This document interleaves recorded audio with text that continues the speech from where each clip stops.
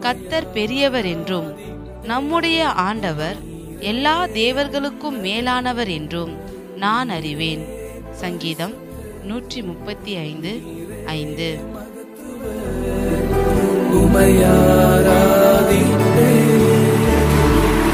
வேதம் சொல்கிறது, இஸ்ரவேலின் துதிகளிலே வாசம் செய்கிறது ஆண்டவர் பரிசுத்தர். அவர் உன்னதர், அவர் மகத்துவர்.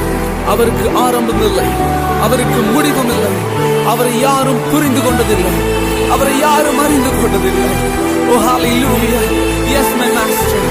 மனிதர்களால் காணப்பட முடியாதவரை நாங்கள் உம்மை ஆராதிக்கிறோம். நீர் மாத்திரமே பரிசுத்தர். You alone are holy God. You alone are